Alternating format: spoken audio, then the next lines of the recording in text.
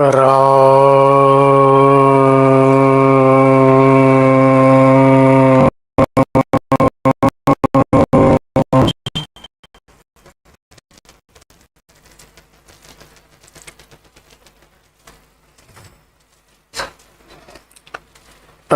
राम समारंभां रामचरणमार्यमध्यमाम् अस्मदाचार्यपर्यन्तं वन्दे गुरुं परम्पराम्।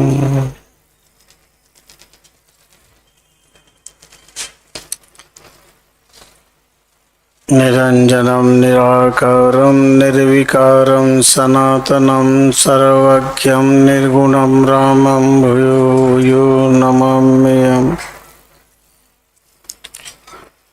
ॐ नमो प्रहंसाय स्वादित्तचरणकमलजन्मकरन्दाय भक्तजनमानसनिवासाय श्रीमद्रामचरणाय।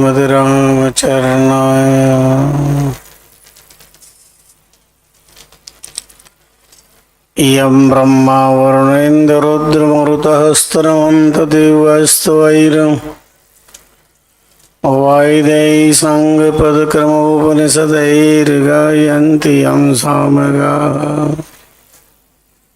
ध्यानावस्थिततद्गतेन मनसा पश्यन्ति यं योगिनो यस्यान्तं न विदुषुरासुरगणा देवाय तस्मै नमः।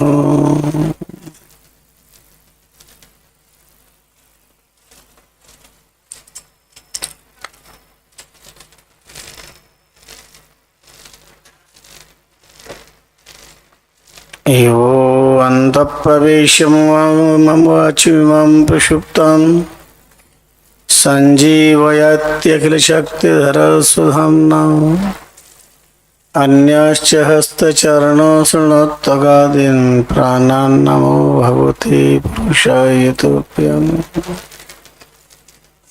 दुर्वास्य नामं सदा परिकर्षयन्ते चित्तं श्रीमपि रोगनादहन्ति सञ्जीवनं च परहस्तगतं सदैव तस्मात् त्वमेव शरणं मम दीनबन्धो।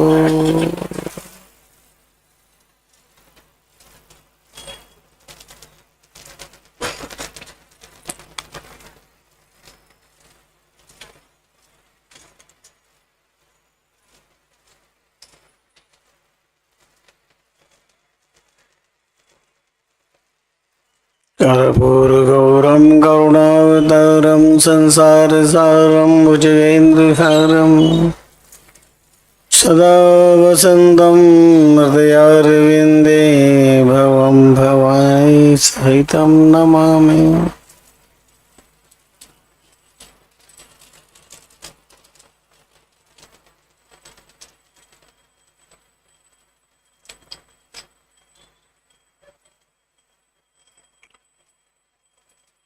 कलयुग क्रूर सवन को ख्वार सवन को किए हैं, अपने अपने कर्म से भ्रष्ट भये हैं।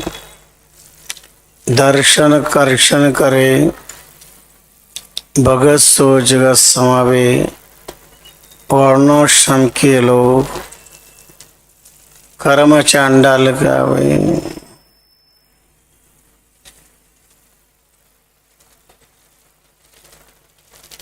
नाना विधि के इष्ट नीच सो नीच उपासे, रामचरण निज धर्म आपनो गिने निरासे।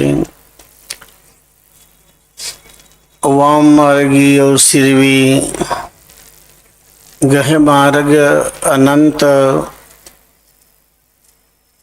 राम नाम सिरे सनातन कोई विरला लखे महंत। परत्पर पूर्ण ब्रह्म सर्वांतर्यामी सर्वाधार सर्वनियंता सर्वेश्वर विश्वात्मा के पवित्र पद पदों में अनंत अनंत बार अभिवादन करते हैं समाराध्य पुण्य श्लोक तपश्चरण श्याम दाम तप प्रतीक्षा दर्शन प्रेरणास्तव श्री महाराज के कल्प वक्षमय चरण कमलों में प्रणिपात करते हैं।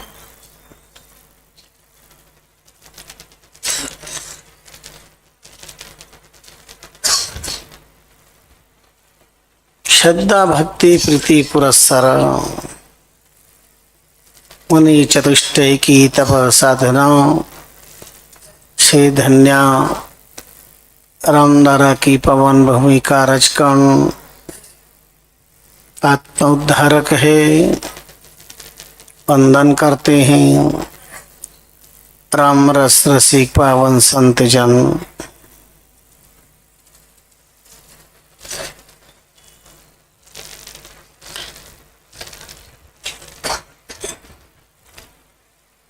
भक्त चरणानुरागी सत्संग प्रेमी पुरुषोत्तम मास अधिक से अधिकम फलम अनुरागी ज्ञान पिपासु मोक्षुजनो ममता वात्सल्यमयी मातृशक्तियों तरुण तपस्वियों उज्ज्वल वही से संपन्न बालक बालिकाओं। संसार ग्रंथ में आज का पावन संकेत कलयुगवाद है। कलयुग होई क्रूर सबन को ख्वार किए हैं, अपने अपने कर्म धर्म से भ्रष्ट भये हैं। कलयुग की काली छाया का शिकार कौन नहीं हो रहा है। कलयुग की क्रूरता किसे नहीं निगल रही है।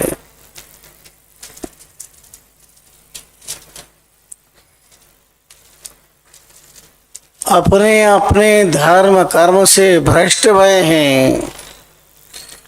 महापुरुषों ने बहुत चुनौती पूर्वक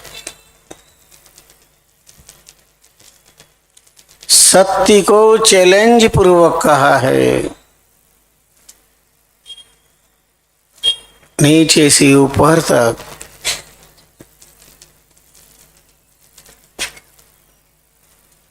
बहुत गहरा चिंतन करते हुए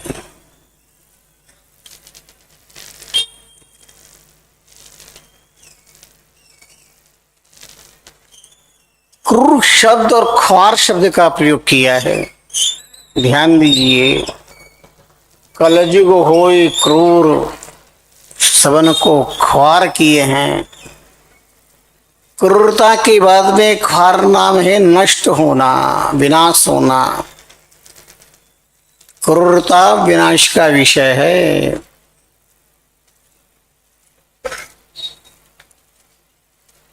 क्रूरता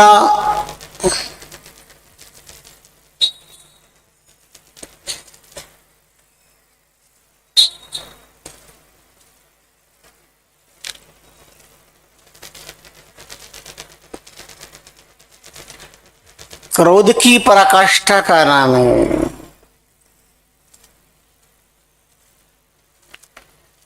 गुस्से की पराकाष्ठा का नाम है क्रोध। क्रोध की पराकाष्ठा का नाम है क्रूरता। उसमें नुकसान ही है, और ऐसा नुकसान है, ऐसी हानि है जो रोंगटे खड़ी करती है, इतिहास बना रही है।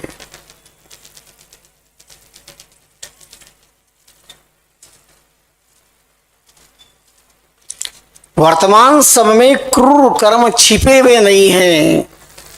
रात दिन अगवार अगर कहीं भरे हुए हैं तो क्रूरताओं के क्रूर कृत्य से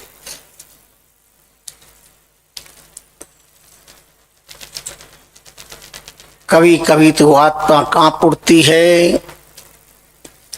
राक्षसों में भी इतनी क्रूरता नहीं थी, ऐसी आज की क्रूरता दिखाई दे रही है।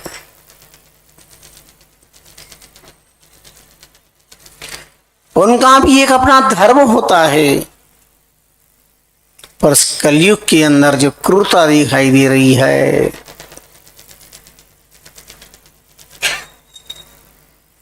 भयावह त्राहिमाम त्राहिमाम पैदा करती है, रोंगटे खड़े करती है। कितनी कितनी खतरनाक घटनाएं रोज हो रही है।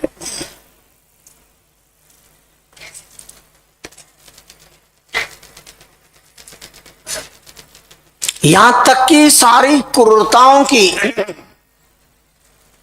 हद पार कर दी जाती है।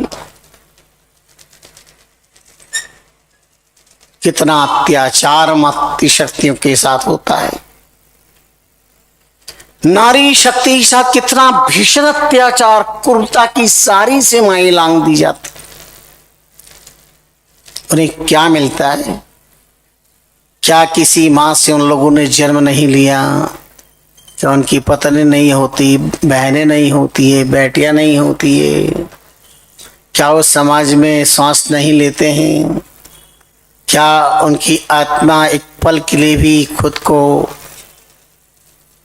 लज्जित नहीं करती है कि मैंने ये मेरे को जीने का भी अधिकार नहीं है? और इनकी क्रूरता का परिणाम तो भारत सरकार गवाहों के आधार पर देती है। आश्चर्य की बात तो ये, पर क्या विश्व सरकार उन्हें क्षमा कर पाएंगी? कल जीव होई क्रूर सवन को ख्वार सवन को किए हैं, अपने अपने धर्म कर्म से भ्रष्ट हुए हैं।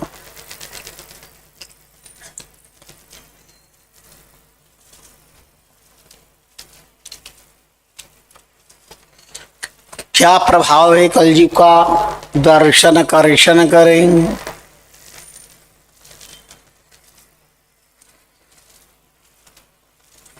भगत सो जगत कहाई, वर्णाश्रम के लोग कर्म चांडाल करावी।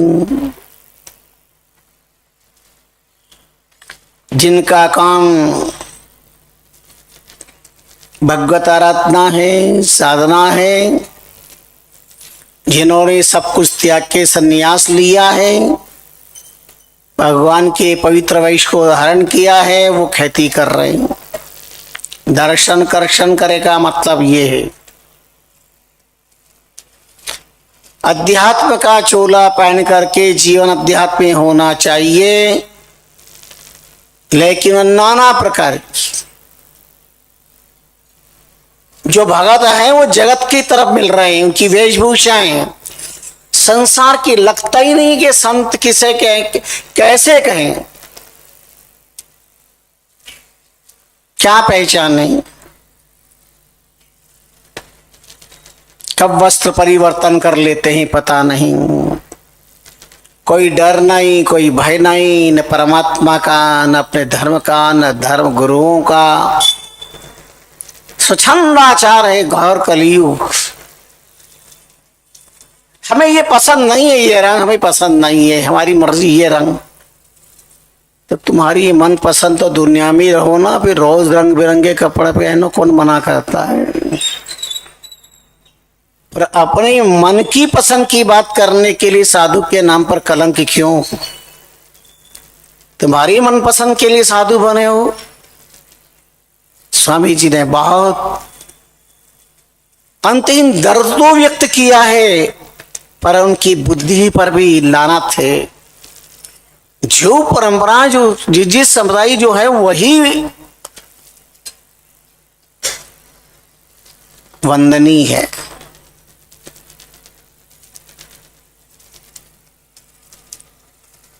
और वही होनी चाहिए।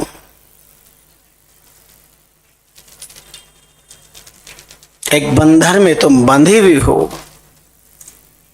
अगर बंधन नहीं चाहिए तो ये घोड़ा, ये मैदान।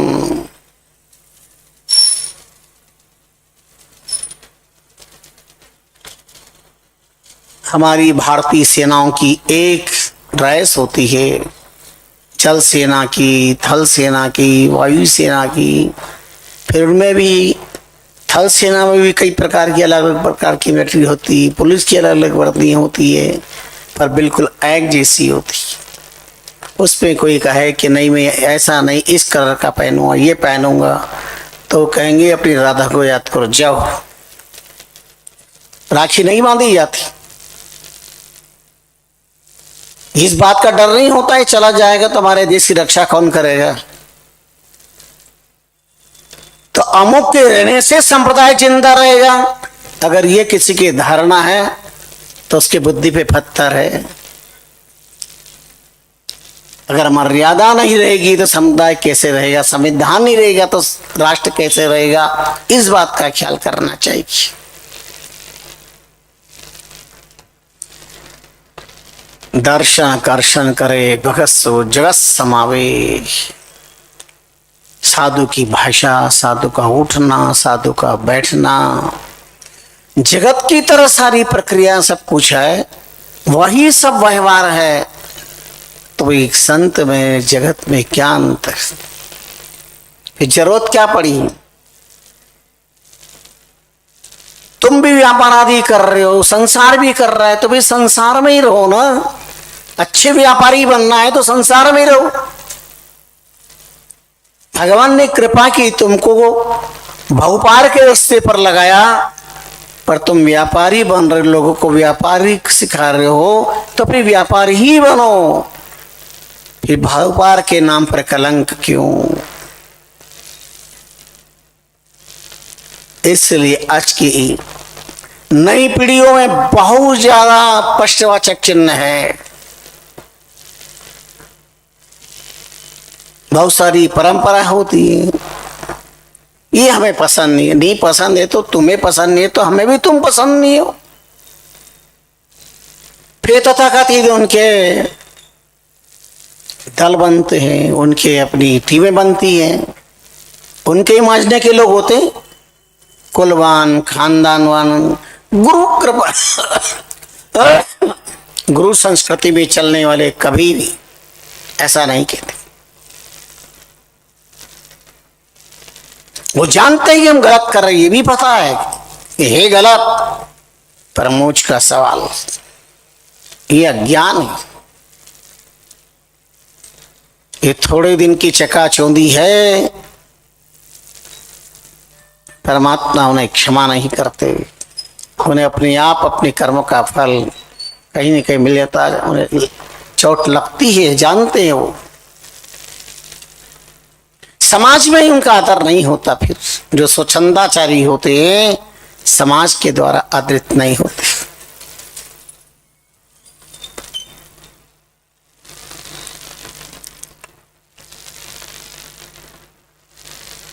वर्णाश्रम के लोग कर्म चांडाल कहलावे। श्री महाराज ने बहुत गहरा चिंतन किया है। नाना विधि के इष्ट नीच सु नीच उपासे। अच्छे कुल खानदान में जन्म लिया है, लेकिन पता नहीं कहाँ संस्कार बिगड़े हैं। राम चरण निज धर्म अपनो गिने निरासे। बाहर की भीड़ देख करके, चकाचौंधी देखकर लोग सोचते हैं कि वहां बहुत कुछ है और अपने को निकृष्ट मान लेते हैं, लेकिन नहीं। वाम मार्गी सिरवी घे मार्ग अनंत। सिरे सनातन राम नाम कोई बिरला रखे महंत। 250 साल पहले श्री महाराज ने अद्भुत बात कह दी, कोई बिरला, कोई महान व्यक्ति इस बात को स्वीकार करेंगे।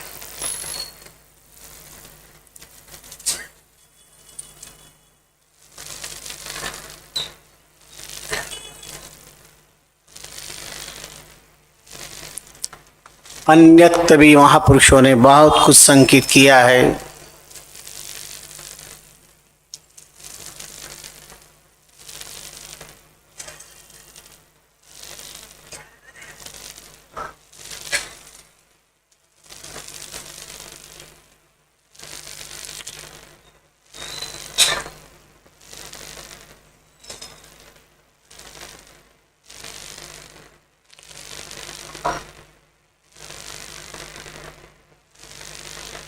ऐसा कलयुग है, यहां लोग सच का आदर नहीं करते।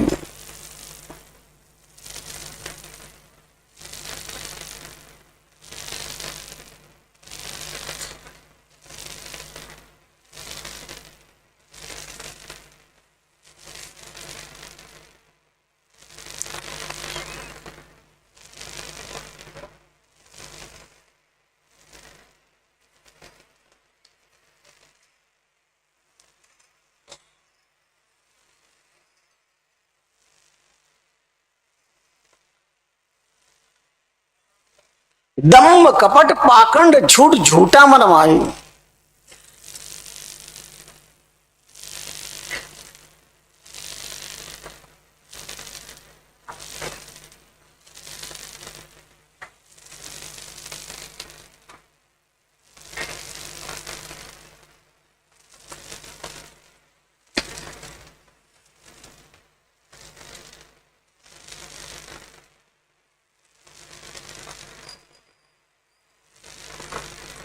कलयुग में तो झूठ साँच को आदर नहीं, दम्भ कपट पाखंड झूठ झूठा मनमाई।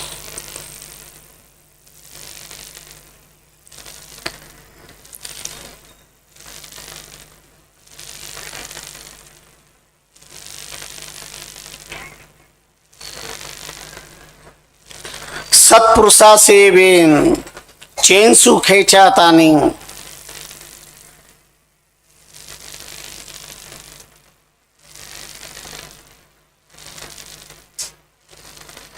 भ्रिष्ट भ्रिष्ट मत करमेल कहे हम बड़े ज्ञानी।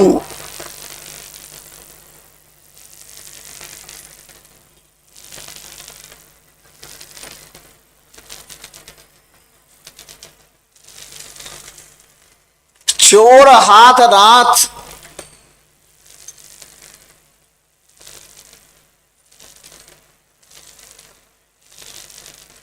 पूछ धनी के हाथ,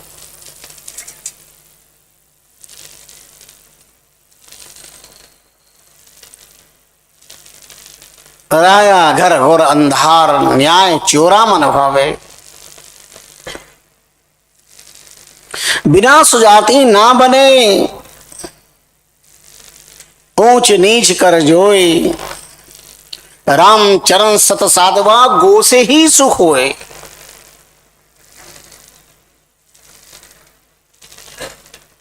क्या महापुरुषों ने प्रमाण दिए हैं।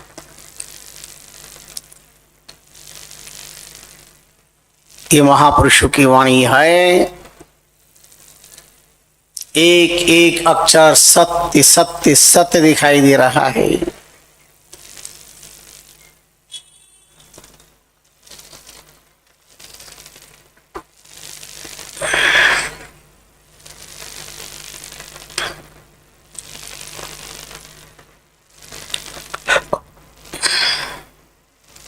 कलयुग मीठो झूठ सांझ को आदर नहीं।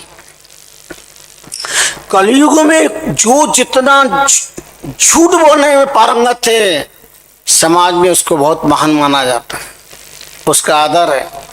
कौन कितना अच्छा झूठ बोल सकता है, युग है।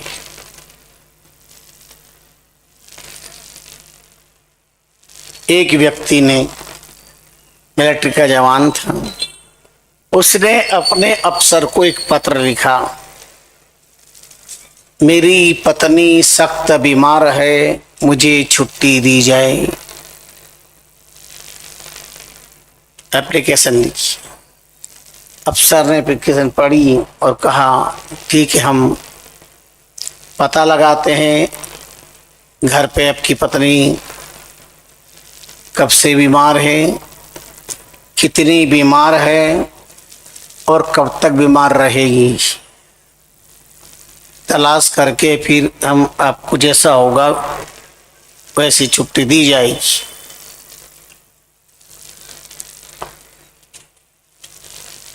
8 दिन बाद आना। 8 दिन के बाद वो आया, कहा सर मेरी एप्लीकेशन का क्या हुआ, मेरे प्रार्थना पत्र का। अरे हाँ, तुम 8 दिन पहले आए, तुम्हारी पत्नी बीमार थी, तो हमने पत्र लिखा है, जवाब आ गया है कि ऐसी कोई खास बात नहीं है, मौसम का थोड़ा सा हल्का सा असर था और अब सिर दर्द वगैरह सब ठीक है, मेरे को कोई तकलीफ नहीं है। आप राष्ट्र की सेवा के लिए गए हैं, इसलिए आप आराम से निश्चिंत होकर के सेवा करें, आपको छुट्टी लेकर के आने की जरूरत नहीं है, इसलिए तुम्हें छुट्टी नहीं दी जाएगी। वो बंदा बाहर आया और बहुत जोर जोर से फूट फूट कर बहुत जोर से हंसा, खुल करके हंसा, बहुत अट्टहास करके हंसा। वो इतनी जोर से हंस रहा था, इतनी जोर से हंस रहा था कि उसकी हंसी सुन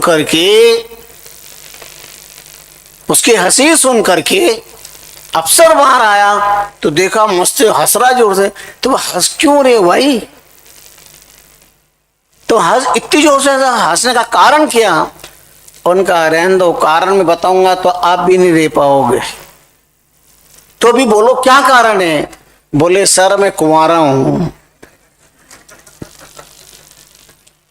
बहाना बनाने के लिए मैंने कहा था मेरी पत्नी बीमार है, बहाना बनाया था, छुट्टी के लिए बहाना बनाया और मैंने एप्लीकेशन दी, पर हंसी मुझे इस बात की आई कि मैं कुंवारा हूं और आपने मुझे 8 दिन बाद बुला के कहा कि पत्र भेजा था, उत्तर आ गया है, पत्नी का सील ठीक है, मौसमी बुखार था, ऐसा है, ये वो है। अब मैं कुंवारा हूं, मेरी शादी नहीं हुई, तो मेरी पत्नी का पत्र कौन सा है ये तो बताओ। मैं तो झूठ ही बोला था, पर आप तो महा झूठ, इस कलयुग में झूठ का बोलबाला है। कौन कितना अच्छा है और होड़ लग रही है झूठ बोलने की। और भगवान को तो ऐसे बीच खा जाते हैं, ऐसे बीच में लाते हैं जैसे अनशन करने वाला नेता खस्ता कचौरी को नहीं छोड़ता है। छोटी छोटी बातें, भगवान की सौगंध, राम जी की सौगंध, ये सबसे पहला प्रमाण पत्र, जहां सौगंध खाई नहीं इसका मतलब है ये बात झूठी, ताकि वो मेरे विश्वास कर ले। विश्वास के लिए तुम भगवान का नाम ले रहे हो, अरे सच्चाई के लिए किसी की जरूरत नहीं। सांझ को आंच नहीं,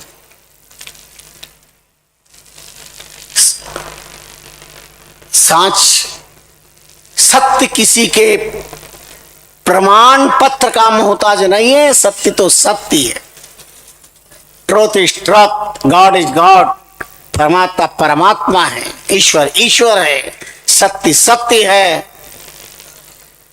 आग को प्रमाण देना पड़ता है क्या मैं आग हूं, बर्फ को प्रमाण देना पड़ता है क्या कि मैं बर्फ हूं?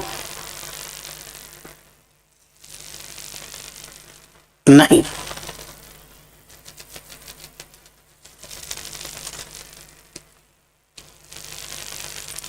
इन्हें कोई प्रमाण की जरूरत नहीं है, क्योंकि सत्य है।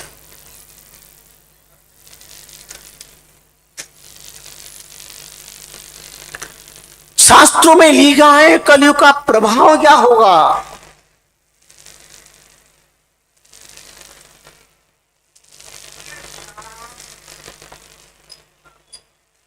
कई बार भागवत आपके तो सांसों में बह रही है, आज को लिखते लोग, सांसों में बह रही है भागवत, लिखते हैं लोग। रामायण बह रही है तो बह ही जाएगी, भी बह रही है तो जीवन के अंदर अचित होनी चाहिए।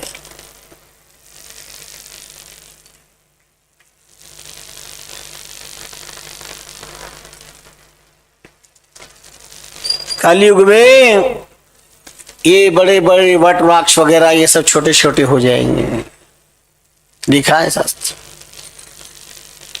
गाय बकरी से भी छोटी की तरह दिखाई देगी, घी में चिकनाहट नहीं रहेगी,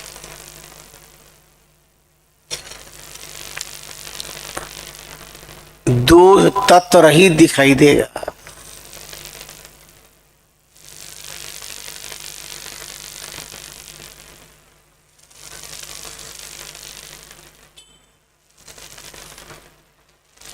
गुड़ में मिठास नहीं होगी,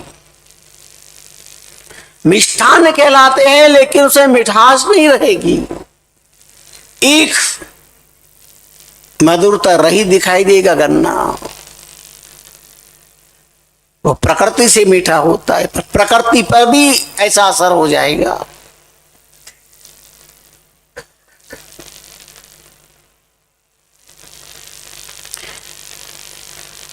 कलयुग आवत देख एती बात बीती से ही, ये बातें बिल्कुल सच सच होगी।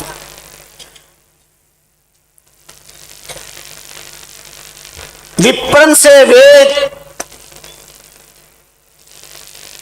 शूरापन से शस्त्र, वेश्यन सदाचार, सदन सेवा जासी। कलयुग के अंदर ब्राह्मणों को वायदों से प्यार नहीं होगा, उनका धर्म है वेद पाठ करना, वेद पाठ ही होना, कर्मकांड करना, ये उनका ब्राह्मण का कर्तव्य धर्म है। पर वो नहीं करेंगे, दुनिया के सब लोग लग जाएंगे। जिनको अधिकार नहीं है वो वेद पढ़ने की कोशिश करेंगे, वो वेद पढ़ेंगे। जिनको अधिकार नहीं है वो लोग कर्मकांड में पारंगत हो जाएंगे।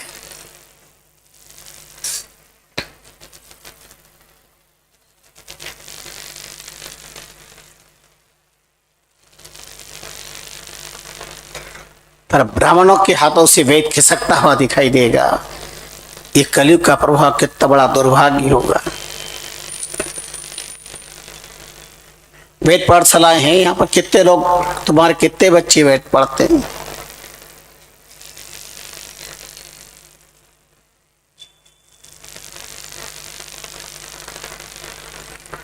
ब्राह्मणों की अपनी वेशभूषा ही मालूम नहीं पड़ेगी, कौन ब्राह्मण है कौन नहीं, मालूम ही नहीं पड़ पाएगा।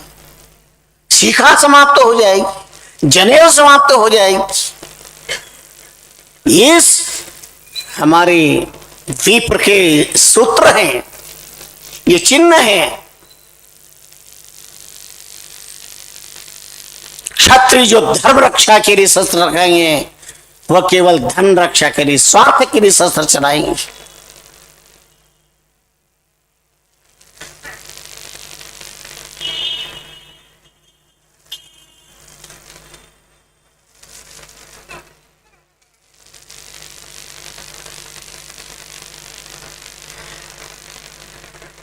राजन की रीत गई, मित्रन की प्रीत गई, नारी की प्रतीत गई, जीव जार मन भयो है। शिष्य को भाव गयो। कलयुग का प्रभाव होगा। समय प्राप्त करके शिष्य केवल समय पास, केवल लोक व्यवहार करेगा। राजा की रीति रीति नष्ट हो जाएगी।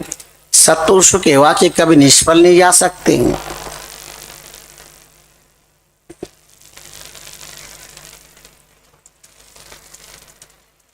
मित्रता नाम की है सिवाय धोखा, छल, कपट के अलावा कुछ भी नहीं।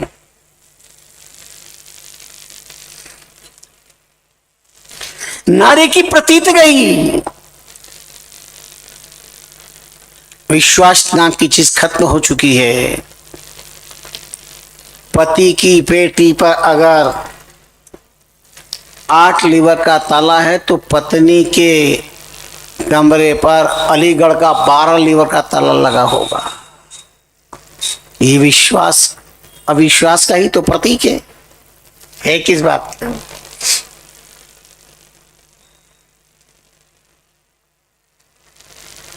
ऐसा घोर कलयुग।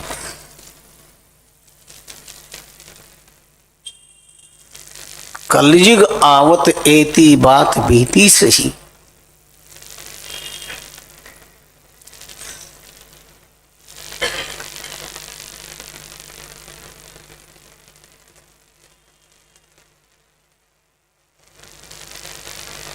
कलयुग आयो कुबजी, संता घड़ गयो मान।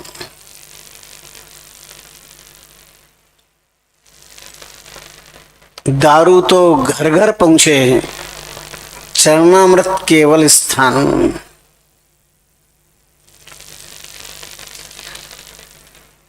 कलयुग आयो कुबजी,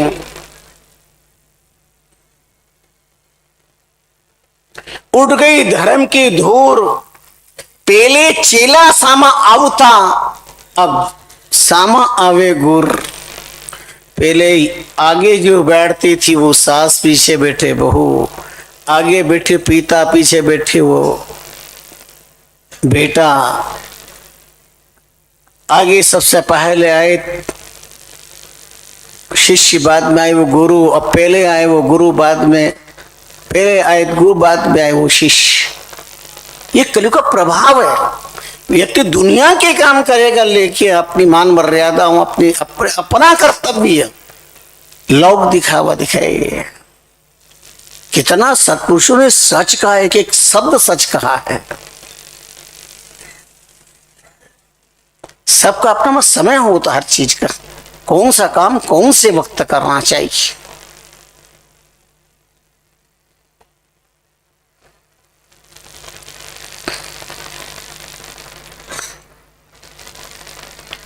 इसलिए सारी संविधान मर्यादाएं व्यवस्थाएं रखी गई है।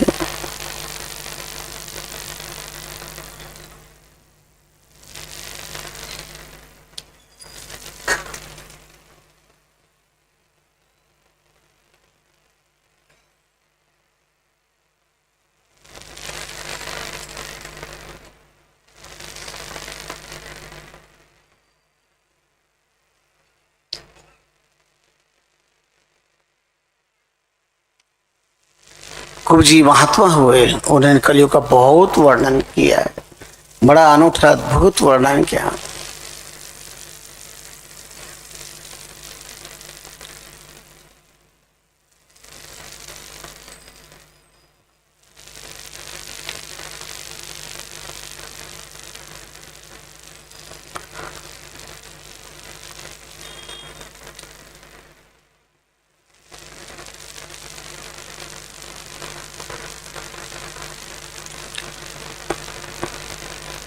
एक सिवान सेठ साहब संपन्न थे खूब, उनके यहाँ मुनीम जी काम करते थे। समय के साथ उन्होंने उनसे 2000 रुपये उधार ले लिए,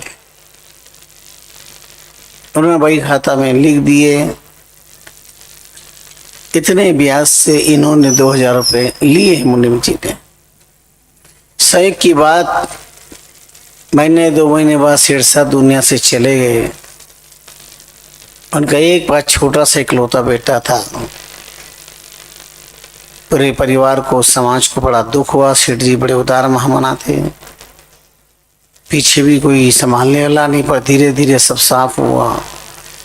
स्थिति ऐसी हो गई, एक समय का अनजल, पेट की ज्वाला को शांत करने के लिए मुट्ठी भर दाना भी मुश्किल, तो अपने बच्चों को लेकर के वही खाता देख से मालूम पड़ा कि अमुक उन्होंने मेरे पति से 2000 रुपये लिए, तो लेने गई। कहा मुनीम जी कौन हो तुम, कहाँ से, ये कौन, मुझे पहचाना नहीं। आप मेरे यहाँ काम करते थे, अपने सेठ साहब से 2000 रुपये उधार लिए थे। कब लिए, कैसे लिए, कहाँ लिए, अभी तक पढ़ेंगे, दे दिए मैंने तो न जाने कब से।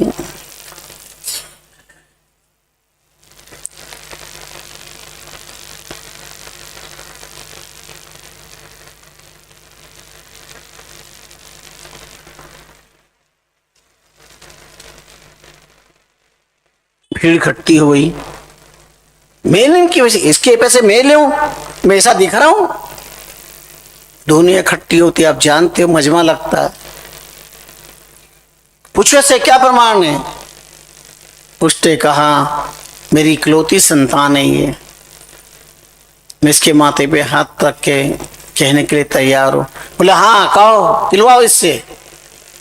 लोग इकट्ठे हो गए और उसने कहा माथे पे हाथ रख के, अगर इन्होंने 2000 रुपये न लिए हों और यह बात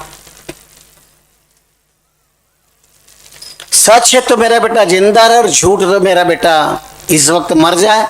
इतना कीना था और बच्चे ना पछाड़ खा के गिर पड़ा।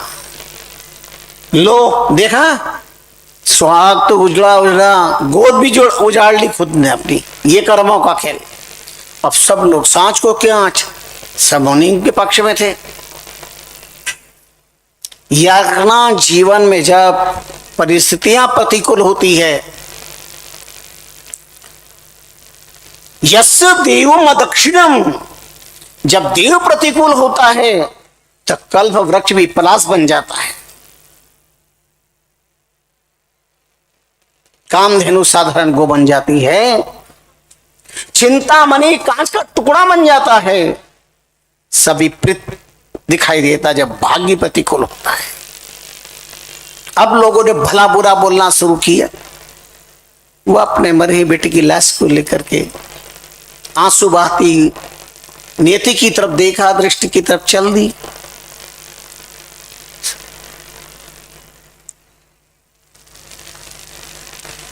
पता नहीं विधाता को क्या मंजूर है, मेरी भाग्य का खेल, जैसी प्रभु इच्छा। पर वो 100 कदम गई होगी और एक दुबला पतला, मुंह में दांत नहीं, पेट में आंत नहीं, अति वृद्ध, लकड़ी के सहारे चलता हुआ जर्जरी तरह एक बूढ़ा व्यक्ति मिला। लड़खड़ाती जीवान से कहा, तुम कहां जा रही हो, क्यों आंसू बहा रही हो? उसने अपना सारा दुखड़ा सुनाया। कहा, नहीं नहीं बेटी, तुम्हें घर नहीं लौटना है, वापस यहीं से लौट जाओ। आज कहना मैं घर जाकर के बही खाता देख कर आई हूं, तुमने मेरे पति से 2000 नहीं 20,000 रुपये लिए थे, चक्रवर्ती ब्याज सहित मुझे देना पड़ेंगे। अब प्रमाण मांगे, मंत्र पढ़ दिया कान में, वापस लौटी। जब लौट रही थी, लोगों की भीड़ और इकट्ठी हो गई। सेठ और उन्होंने कहा, मुनिम जी बात सुनिए, बात। अब क्या करने आई हो? सुहाग उजड़ गया, गोदी उजड़ गई, खुद का जीवन उजाड़ने आई हो? नहीं, मैं सुधार करके आई हूं। मेरे पति से तुमने 2000 नहीं लिए थे, ये गलत है, गलत है, गलत है। तो फिर अब क्या बाकी है? बोले 20,000 रुपये लिए थे और वो चक्रवर्ती ब्याज सहित तुम्हें देना पड़ेगा, ऐसा उसमें लिखा है। लो, ये 2000 की झूठी बात 20,000 कर दी है, शर्म भी नहीं आ रही है, हद होती है झूठ की भी। अब लोग इकट्ठे हो गए, उनका कोई दाब हाथ, कोई दम। लोगों ने कहा, प्रमाण क्या? बोले प्रमाण। मैंने कहा, हाँ क्या प्रमाण? मेरे प्रमाण दे। बोले हाँ। उन्होंने कहा, अगर ये सच होगा तो मेरा बेटा जिंदा हो जाएगा। प्रतिज्ञा करूं तुमको तो संकल्प करूं, करो। उन्होंने बेटे की माथे पे हाथ रखा और कहा, अगर मुनिम जी ने 20,000 रुपये मेरे पति से लिए हो, उनका चक्रवर्ती ब्याज बनता हो और ये बात सच हो, तो मेरा मरा हुआ बेटा जिंदा हो जाए। इतना कहना था और बालक में चेतना आ जाती है। किलकारी मार करके बालक एकदम प्रसन्न गौतम बैठ गया। अब तो लोग यहाँ फटकी फटी गई। अब लोगों ने कहा, मुनिम जी लाओ 20,000 का चक्रवर्ती ब्याज, इतने समय से लिया। अब मुनिम जी सबके सामने अपने महलों की दीवार से मकान के सिर फोड़ फोड़ करके, नहीं झूठे झूठे, मैंने 20,000 नहीं 2,000 लिए थे, 20,000 नहीं 2,000 लिए थे। अब कौन मानने वाला कि 2,000 लिए थे? 20,000 चक्रवर्ती ब्याज सहित लाखों रुपए वो देना पड़े। और सारे लोगों को आश्चर्य हुआ कि 2,000 के नाम पर बेटा मर गया, 20,000 के नाम पर बेटा जिंदा हो गया। इसका मतलब यह नहीं कि आज से तुम भी झूठ बोलना शुरू करो। हाँ, जानते हैं जो व्यक्ति मिला था अति वृद्ध, वो कौन था? वो कलयुग था। उसने कहा, बहन मेरे यहाँ पर सच नहीं चलता है, मेरे यहाँ पर झूठ चलता है। सतयुग में लोग कहते थे, महाराज सतयुग है,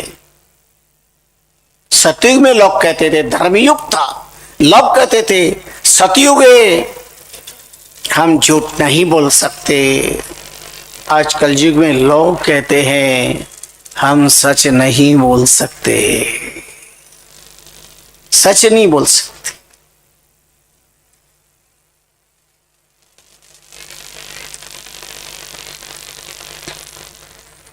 ये कलयुग का प्रभाव ही ऐसा है। एक नगर में चारों युग आए, सतयुग देता द्वापर कलयुग चारों आए घूमते हुए, और भूख लगी चारों को, तो बोले क्या करें। एक चौराहे पे खड़े हो गए, तो उनका एक काम करो, वो देखो सामने डोकरी का घर है,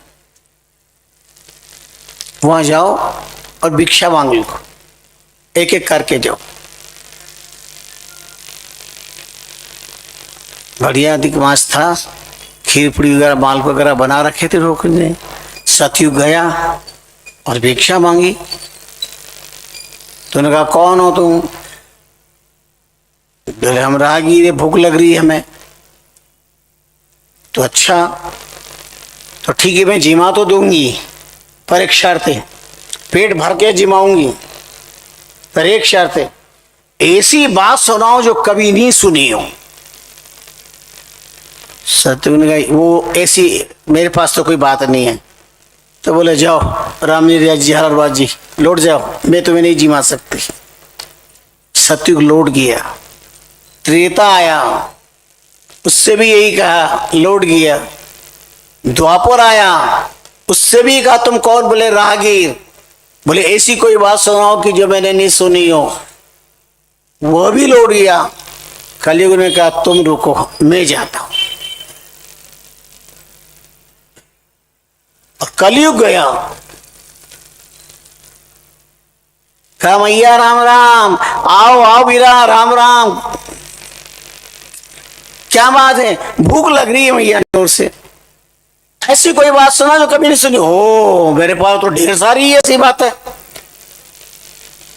वो तो ठीक है, सुनाना तो ठीक है, पर मैं आ रहा हूं अभी बाजार से, और बाजार में गजब की बात, इतनी भीड़ हो रही है।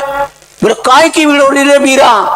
अरे एक गाड़े पर 10 गाड़े पर एक मूला, मूली होती ना मूली, मूला 10 गाड़े के ऊपर एक मूला, और लोग अपार देखने के लिए भीड़ लग रही। माँ तूने देखा मैया कभी ऐसा? नहीं भैया। जा देखिया, फटाफट देखिया। वो देखने गई उस कलयुग का, वेलकम आ जाओ। सत्युग त्रेता द्वापर बुलाया, खीर पूड़ी बन रही थी, माल को बनाई थे फर्स्ट क्लास ठाट से, उसने थाली परोसे का जीवो तुम तो फटाफट।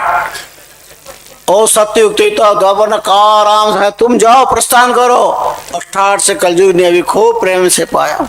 अभी पा रहा था ना, उसका घरवाला आ गया। बोले तुम कौन हो, ये क्या कर रहे हो? बोले भूख लगी, भोजन कर रहे। तो मेरी घरवाली कहाँ? कलयुग ने कहा भगवान करे ऐसी नारी कभी किसी को नहीं दे। कुंवारा मर जाना अच्छा, पर ऐसी स्त्री कभी किसी को नहीं दे। बोले क्यों, क्या हुआ? बोले बहुत समझाया, मेरा तो सिर फंस गया समझा करके, पर विधाता भी नहीं समझा सकता है नारी को, तो इतना समझाए माने ही नहीं। और वो तो गई नाते करने के लिए। बोले मेरा घरवाला रोज मेरे को मारता है, कुटता है, पीटता है, मेरे साथ अन्याय करता है, इसलिए मैं तो जा रही हूँ और जो मिलेगा उसे शादी कर लूंगी। वो गई नाते गई है ढूंढने, जो मिलेगा उसे शादी करेगी।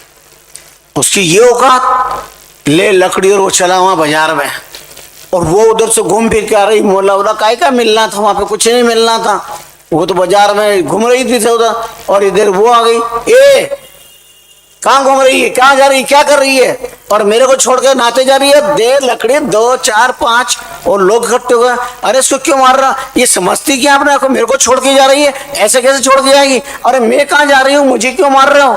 बोले अमुक आदमी ने कहा। बोले अमुक आदमी ने मेरे को कहा कि 10 घोड़े पर एक मूला है, जाके जाओ देख करके आ जाओ। तो मेरे मूला देखने आई, मेरे को तो कहा कि वो नाते गई है। अब दोनों लड़ते झगड़ते, मुझे समझाया, घर पे आया, जब तक तो कलयुग भी खा पी करके राम जी राजी रजी प्रस्थान कर गया। ये है कलयुग। एक नगर के माए जुग चारों आयो जानो, मिनी तड़िया तीन एक जुमिया मानो। मैंने पूछो तीन संत बोलिया सोई, और कलयुग कला उपाय दंपति कुटाया दोई। उसने ऐसी कला लगाई कि दोनों को आपस में कुटा दिया।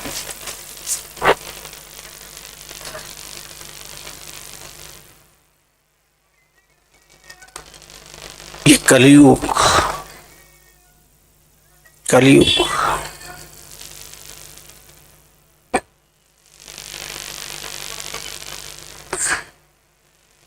इसलिए महापुरुषों ने ये कलयुग है, कलह युग है, कला का युग है, करयुग है, करगल युग है, बहुत सारे इसके नाम है।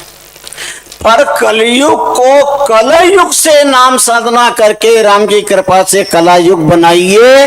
इस कलह युग से मुक्त होइए, इसे कला युग बनाइए। न घट क्लेश मुक्त है, न परिवार क्लेश मुक्त है, न समाज कला मुक्त है, न राष्ट्र कला मुक्त है। ये सब कला युक्त बने, क्लेश मुक्त जीवन हो, क्लेश मुक्त मानव हो, क्लेश मुक्त राष्ट्र हो।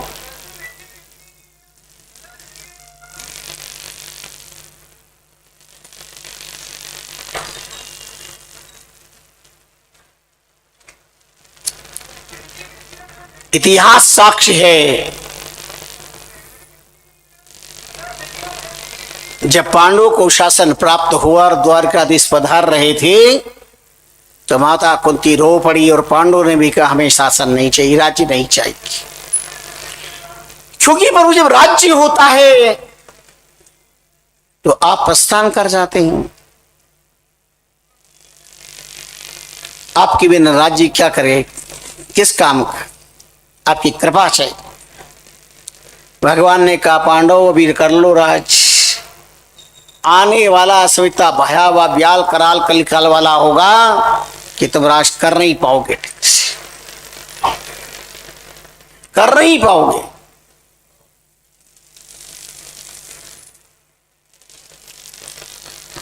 क्यों, ऐसा क्या होगा?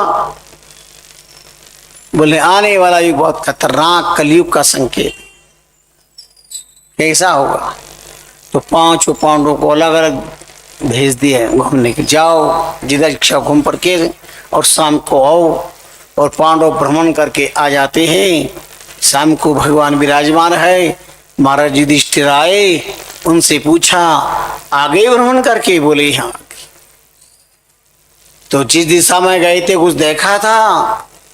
महाराज युधिष्ठिर की आंखें आश्चर्यचकित थी।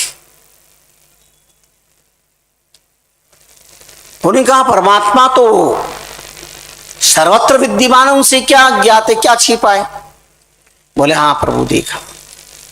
बोले क्या देखा? बोले प्रभु आज दिन तक एक सूंड वाला हाथी देखा था, लेकिन कल जब आपने हमें भ्रमण के लिए भेजा, जब गए तो हमने रास्ते में 2 सूंड वाला हाथी देखा। 2 सूंड वाला गजराज आपने देखा है क्या किसी ने? मैंने 2 सूंड वाला गजराज देखा भगवान। महाराज युधिष्ठिर कहते हैं अच्छा बैठो। अर्जुन तुम भी गए थे? हाँ प्रभु। कुछ देखा? बोले देखा। बोले क्या? बोले प्रभु मैंने एक विचित्र पक्षी को देखा, जिसके पंख पर ओम विश्वानि देव सवितर्दुरितानि परास्व यद्भद्रं तन्नास्व वेद मंत्र लिखे हुए, उपनिषद के सूत्र लिखे हुए, ईशावास्यविदं सर्वं यत्किंचिन जगत्याम जगत के नोपनिषद सूत्र लिखे। गीता के श्लोक लिखे, मानस की चुपैया लिखी है, संत महापुरुषों की वाणी उसके पंखे में लिखी है। लेकिन मैं तो ये देखकर दांतों तले अंगली दबा बैठा आश्चर्य से कि वो पक्षी जिसके पंख पर अनेक प्रकार के वेद वाक्य शास्त्र वाक्य लिखे हैं, वो पक्षी अभक्ष भक्षण कर रहा है, अपे पे कर रहा है। बैठो अर्जुन।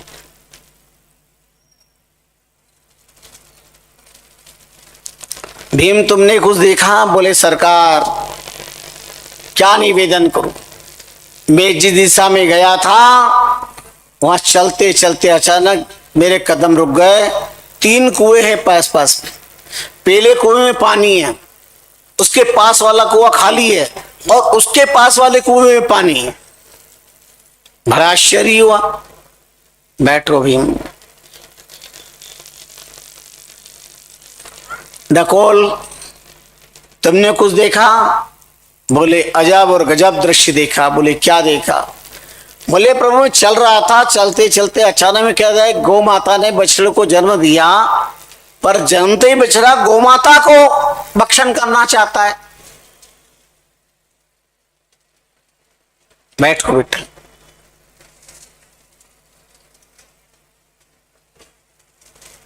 सहदेव से पूछा, उन्हें कहा चलते चलते मैंने अजब देखा, रास्ता बंद और अति उच्च पहाड़, और पहाड़ पर से बहुत सारा आधा पहाड़ लुकता हुआ आ रहा, बड़े बड़े वृक्षों को धराशायी कर दिया, पर एक तिनके पे आगे ठहर गया।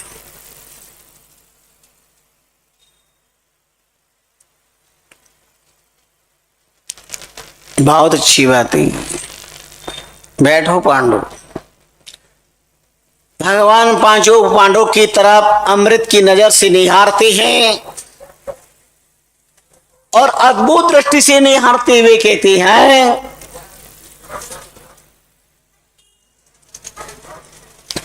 पांडव इसका मतलब समझे, ये जो तुमने मुझसे पूछा, मैंने कहा था अभी देखो, अभी कर लो शासन। आने वाले समय तुम चाहोगे तो शासन नहीं कर पाओगे। मेरे जाने के बाद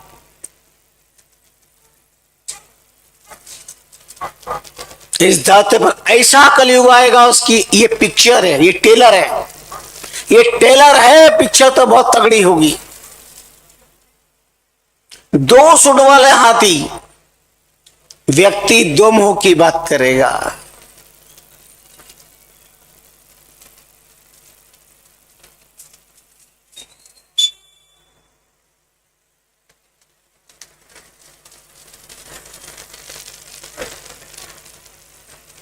वो कभी क्या कहेगा, कभी क्या कहेगा, भगवान के मंदिर में क्या कहेगा, बाहर क्या कहेगा, संत सदगुरु के पास क्या कहेगा, संसार में क्या कहेगा। दूसरी बात, अपराधी से भी लिया जाएगा और जिनके यहां घटना घटी है उनसे भी लिया जाएगा। ये चेक जेक का जमाना है संसार, लांच लाल बाग ललोच रिश्वत का जमाना है। जिनके यहां मर्डर हुआ उनसे भी, और जिसने मर्डर किया उससे भी लिया जाएगा। 2 सूंड वाले हाथी का मतलब है व्यक्ति धर्म अधर्म सब प्रकार से प्राप्त करना चाहेगा। ये इनके इन प्रकार है। ऐसा घोर कलयुग आएगा महाराज युधिष्ठिर, तुम देख भी नहीं पाओगे, ऐसा समय आएगा। इसलिए अभी वक्त है कि शासन कर। 2 ही साम्राज्य हमारे यहां पर प्रशंसनीय स्तुति रहे, एक राम राज्य और एक धर्म राज्य। राम राज्य बैठे त्रैलोगा, हर्षित भय गए सब शोका। एक राम राज्य संसार में प्रसिद्ध हुआ है और एक धर्म राज्य। महाराज युधिष्ठिर का साम्राज्य धर्म राज्य था। जहां दूध का दूध, पानी का पानी न्याय होता।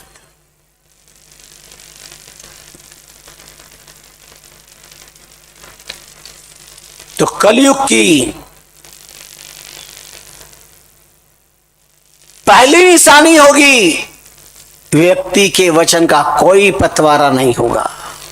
वो अपने स्वार्थ के खातिर कभी भी किसी को कुछ भी कह देगा, उसे कोई लाज शर्म नहीं, कुछ नहीं, उसका कोई धर्म नहीं होगा।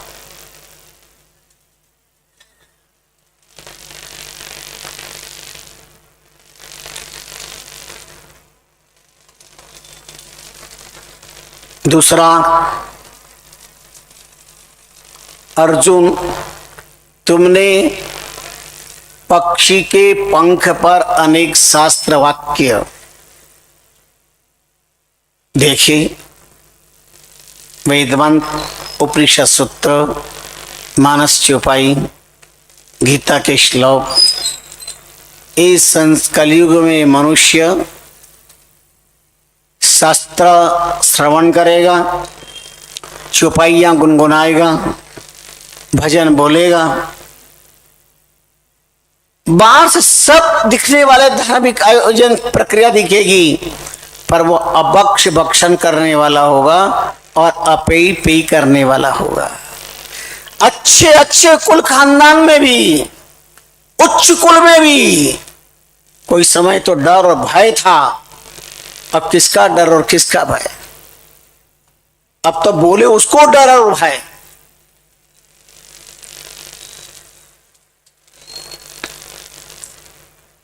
सरेआम समाज के अंदर खुल करके अभक्ष भक्षण चल रहा, अपेय पेय चल रहा, पार्टियां चल रही है, क्लब चल रहे हैं। एक कलयुग में जिसके पास 5 ककार, कलयुग में उसकी जय जयकार। जिसके पास कोठी है, क्लब में जाता है, कार है, कॉल है, और जिसके घर के सामने कुत्ता है, जिसके यहां 5 ककार, कलयुग में इसकी जय जयकार। कलयुग में उसकी महानता। तुम पढ़े लिखे क्लब में नहीं आते हो, अब क्लब में लब पर क्या है देख लेना जरा। क्लब की लब की भाषा क्या है?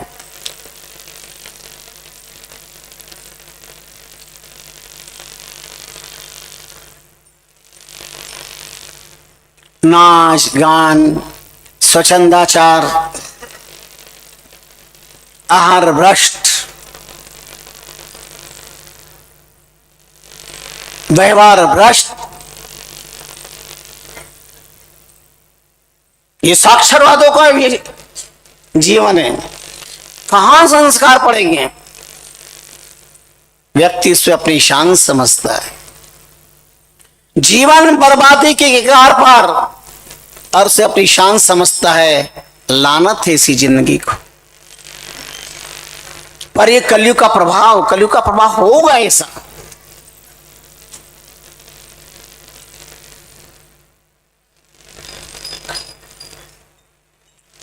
संस्कृति संस्कार संपन्न व्यक्तियों की आंखों से खून बरस रहे हैं, रो रहे हैं।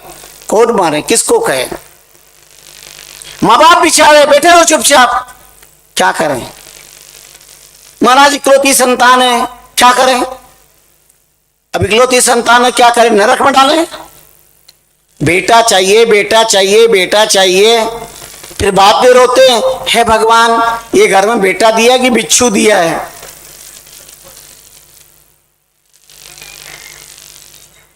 संसार प्राप्त करो, पर संस्कार शून्य संसार विनाश की ओर ले जाएगा। इसलिए संस्कार बहुत जरूरी है। संस्कारों को जीवित रखो। कहां जा रही तुम्हारी संतानें? अपनी औलादों को अपनी औकात में रखना सिखाओ। प्यार लाड़ प्यार करो।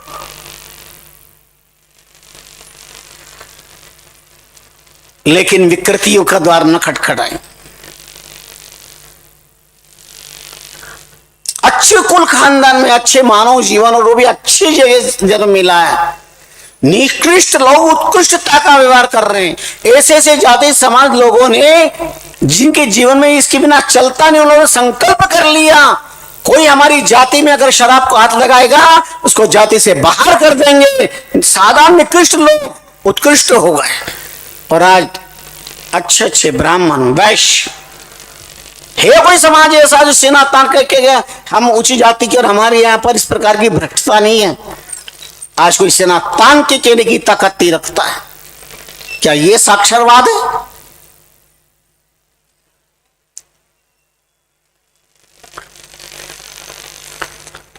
सनातन धर्मावलंबी हो, पता है कि हम सनातन धर्मावलंबी है, पर ये विवेक है, ये बुद्धि है, ये ज्ञान है, फिर तुम्हारी औलाद भ्रष्ट क्यों नहीं होगी? क्या ताकत तुम्हारी तुम रोक लोगे? और सारा जमाना जानता है। फिर भगवान के सामने प्रार्थना करते हो, हाथ जोड़ते हो, भगवान के दर्शन करते हो, भगवान सब समझता है। तुम भ्रष्ट होकर के अब नहा धोकर हमारे सामने आए हो, क्या अंतर्यामी परमात्मा को नहीं पता? लानत ऐसी जिंदगी पर। इससे वो लोग अच्छे हैं कि जो मंदिर नहीं जाते हैं पर कभी मदिरा की दुकान पे नहीं पटकते हैं, वो लोग ज्यादा श्रेष्ठ हैं। मंदिर न जाओ तो परमात्मा नाराज नहीं होगा, पर जीवन में संकल्प होना चाहिए हम मंदिर न जाए तो न जाए, पर मदिरालय भी कभी न जाए। सत्संग में न जाए तो न जाए, पर कुसंग की तरफ भी हम कभी न जाए। क्योंकि जो कुछ तुम्हारे जीवन मिला ये तुम्हारे कुछ अच्छे कर्म के पुण्य से मिला है, अच्छे कर्म के पुण्य से मिला है। और ये तुम्हारा पुण्य नष्ट होगा, ये सब जला जलाली खत्म हो जाएगी। आप श्रवण कर रहे थे,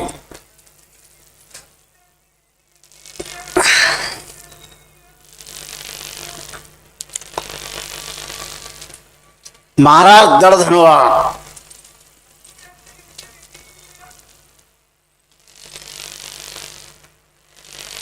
पुरुषोत्तम मास के पावन प्रसंग में श्रवण कर रहे थे।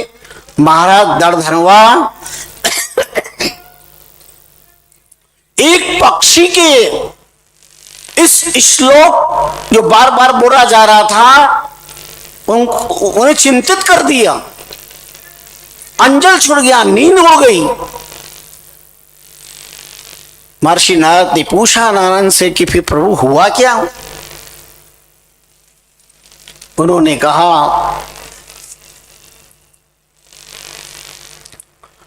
तब महर्षि वाल्मीकि आए, जब मानव का पुण्य प्रबल होता है, मानव दुखी होता है या सत्य के लिए चिंतित होता है, चिंतन करता है, तब उनके जीवन में संत का आगमन होता है। और महर्षि वाल्मीकि का आगमन हुआ। उन्होंने महर्षि वाल्मीकि का भाव बिना स्वागत करके उनके चरण कमलों को गोद में रख करके और उनका पाद प्रक्षालन किया, उच्चासन बिठाया, स्वागत सत्कार किया, प्रेमाश्रुओं से चरण कमल धोई। अति अनुराग पेदव, आपने बड़ी कृपा की, अच्छे से पर आप पधारे। आज अभी वो जरूरत थी। संकट में अगर संत आ जाते हैं तो समझना पिछले जन्म का कोई ना कोई प्रबल पुण्य है। संकट में संत आए हैं, इसका मतलब ये अब संकट का सूर्यास्त होने वाला है और जीवन का पुण्योदय होने वाला है।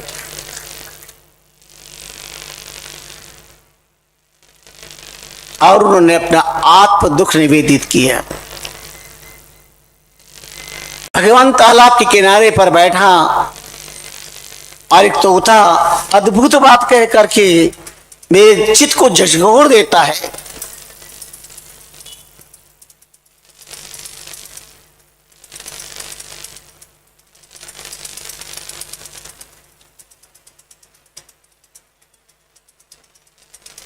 तत्वं कथम न चिंतयामि कथम पारमेश्यसि, तुम तत्व का चिंतन क्यों नहीं कर रहे हो? सकल वैभव को प्राप्त करके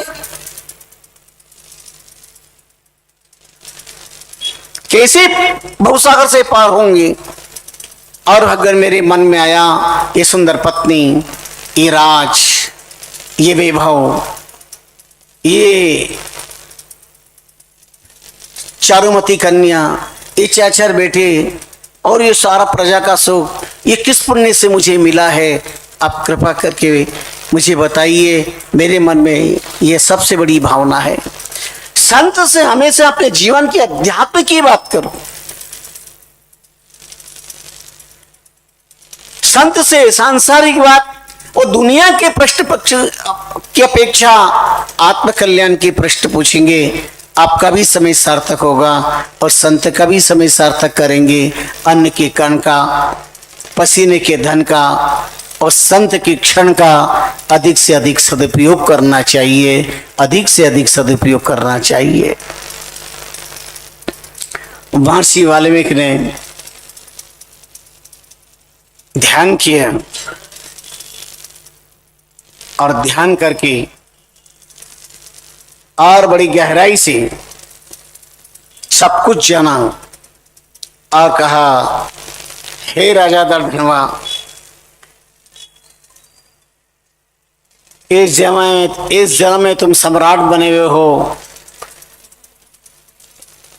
निश्चित किसी न किसी जन्म की अपनी साधना और आराधना अपने साथ में होती है। ध्यान रखिएगा, पिछले जन्म में द्रविड़ देश के अंदर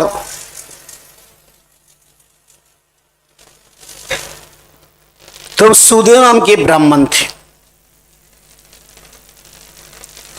मणि गौतम की कन्या गौतमी तुम्हारी अर्धांगिनी थी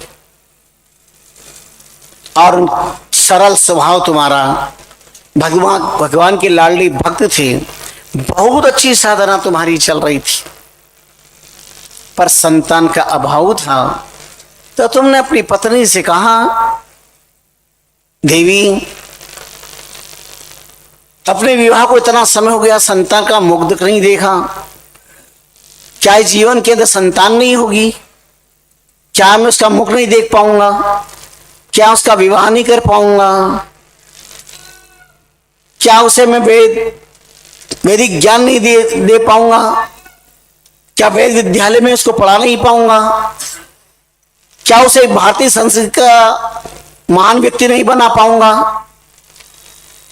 तुम्हें पुत्र कामना प्रबल छा गई मन में और तुमने से कहा दिया, अब ऐसा लगता है कि अगर नहीं है तो पुत्र के बिना जगत भी बेकार है, मुझे संसार से विदा हो जाना चाहिए, इस शरीर को छोड़ देना चाहिए। तब गौतमी ने समझाया, पतिदेव, ऐसी कायरता की बात आप क्यों कर रहे हैं? सुख दुख, अभाव प्रभाव, ये हर जीव के अपने कर्म के फल है। तुम्हें ऐसा विचार नहीं करना चाहिए। अपना कर्तव्य, और तुम जैसे भक्त अगर ऐसा विचार करेंगे तो साधारण व्यक्ति का क्या होगा? साधारण व्यक्ति का क्या होगा? अपनी परमात्मा पर भरोसा रखना चाहिए। फिर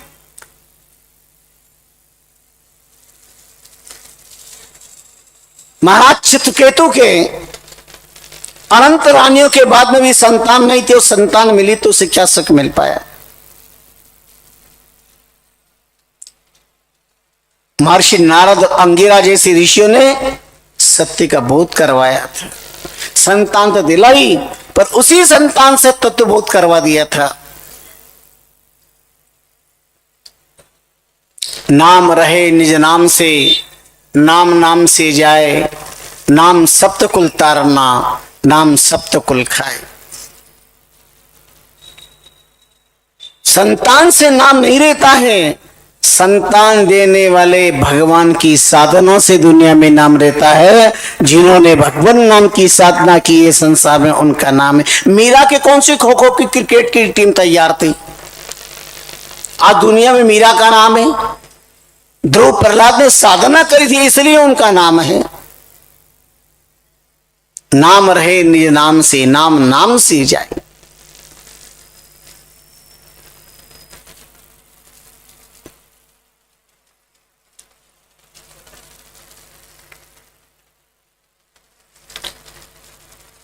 उसी का नाम पत्नी है, जो आपत्ति विपत्ति में भी पति को संपूर्ण संबल प्रदान करे, विकट परिस्थितियों में भी अपना संबल प्रदान करे।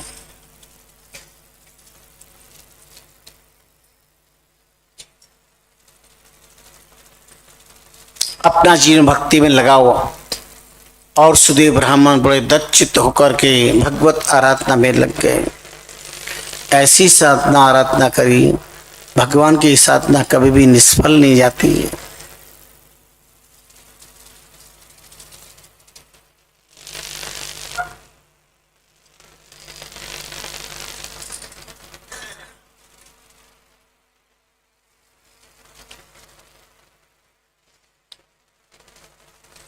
जिस दिन मन पूर्ण रूप से साधना में तल्लीन हो जाता है, साध्य के अनुग्रह का वो पात्र बन जाता है।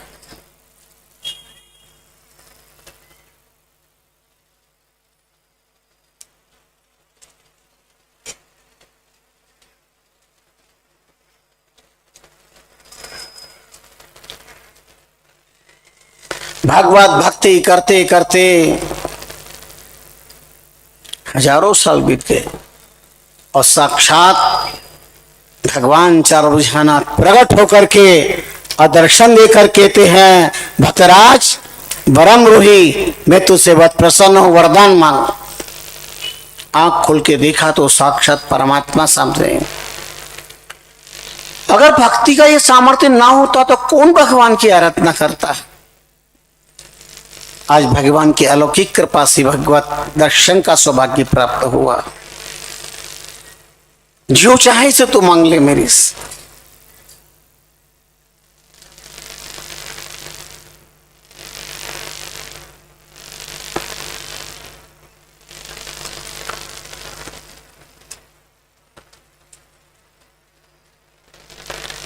भगवान की कृपा कब हो जाए पता नहीं, बस अपना मन मजबूत होना चाहिए, साधना प्रबल होनी चाहिए। भगवान तो जब तुम जहां चाहो, जैसे चाहो, जिस रूप में चाहो, जिस स्थिति में चाहो, भगवान कृपा कर देते हैं।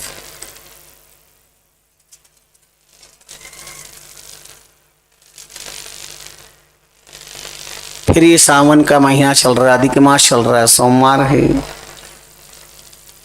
सबसे अधिक जल्दी अति कृपा करने वाले भगवान भोलेनाथ का ये दिन है। भगवान शंकर के 3 नाम है, भलानाथ, भोलानाथ और भालानाथ। एक नाम है भोलानाथ, बहुत भोला है वो, इतना भोला, उसके भोलेपन का क्या कहें। शिवरात्रि में अपार भीड़ देख करके, अपार भीड़ देख करके एक व्यक्ति मन में इतने लोग जा रहे हैं, पता नहीं क्या क्या चढ़ा रहे कर रहे हैं, अपन रात में जाकर के सब माल ले लो।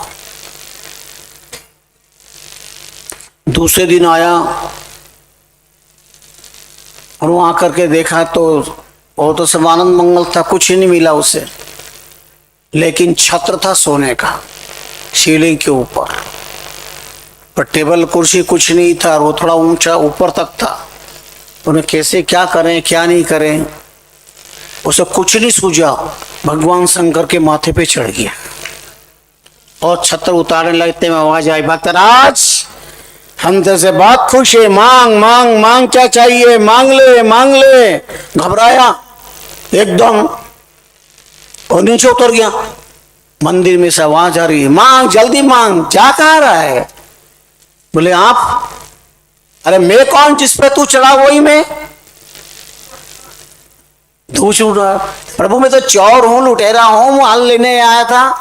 अरे भगवान ने कहा तो सो ठीक है, पर हमारे यहाँ कोई तेरा जैसा कोई इतना उदार मना तो आज तक कोई भी नहीं मिला। कोई जल चढ़ाता है ओम नमः शिवाय, कोई बिलपत्र चढ़ाता है ओम नमः शिवाय, कोई पंचाभिषेक करता है ओम नमः शिवाय, कोई फल फूल चढ़ाता है, पर तू तो खुद का खुद ही पूरा का पूरा चढ़ गया। ऐसा त्यागी तपस्वी तो कोई भी नहीं मिला। हम तुझसे बहुत खुश हैं। भगवान प्रकट होकर दर्शन देते हैं। उसने क्षमा मांगी, प्रभु मैं प्रतिज्ञा करता हूँ आज के बाद कभी भी चोरी नहीं करूंगा, आज आप मुझे क्षमा कर दें, दया कर दें, मुझे नहीं पता था मैंने इतना बड़ा अपराध कर दिया। अब बताओ, अब उसने कौन सी बहुत बड़ी भक्ति कर ली थी। तो ये भगवान की लीला क्या है पता नहीं चलता ही, कब भगवान कब कैसी क्या लीला कर दे, किसके चित्त को कब परिवर्तित कर दे।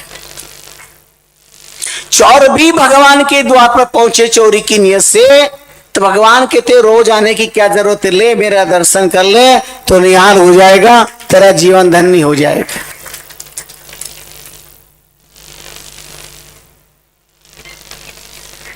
भगवान की लीला बहुत अपरंपार थी। अधिक मास का वर्ष चल रहा था।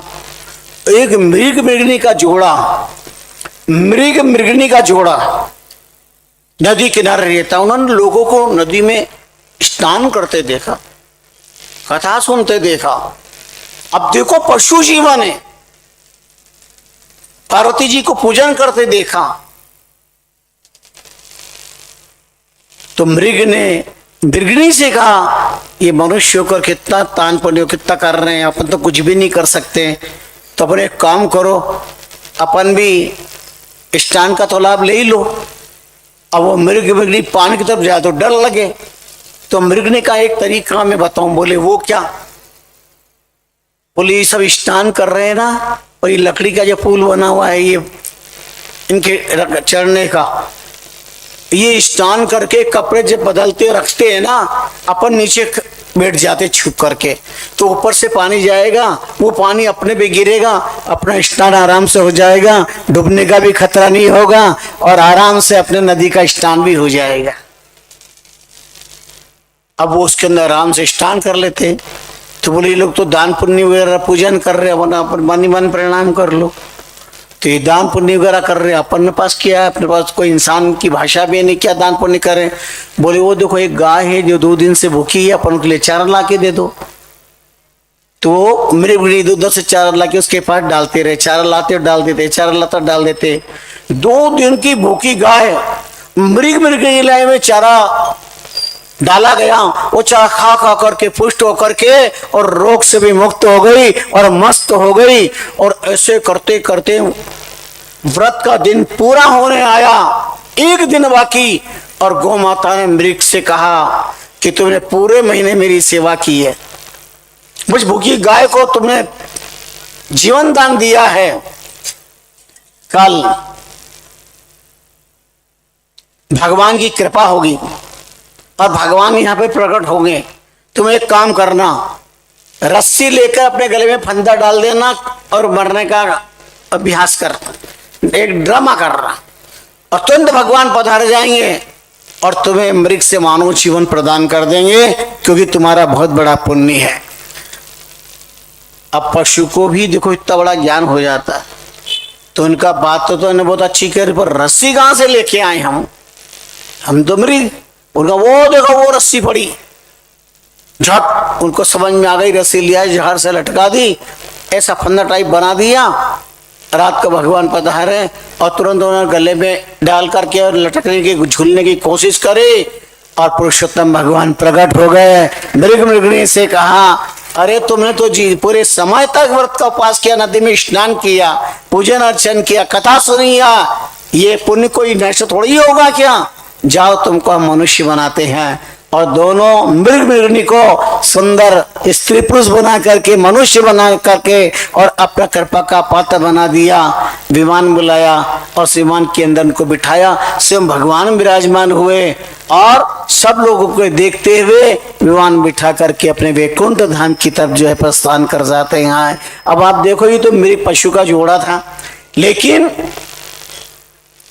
जब पशु के ऊपर भगवान इतनी बड़ी कृपा कर सकती है, तो एक मनुष्य अजान भैया का ऐसा है नाना, तो जाने भैया का कहां बखाना। ये अनजान में रहने वाले लोगों ने भी परमात्मा की भक्ति करके उनकी कृपा के पात्र बन गए। तो मनुष्य तो कम से कम सुख दुख अच्छा बुरा सब जानता है, और वो अगर विधि विधान से भक्ति करेगा तो भगवान की कृपा का पात्र क्यों नहीं बनेगा, निश्चित रूप से बनेगा।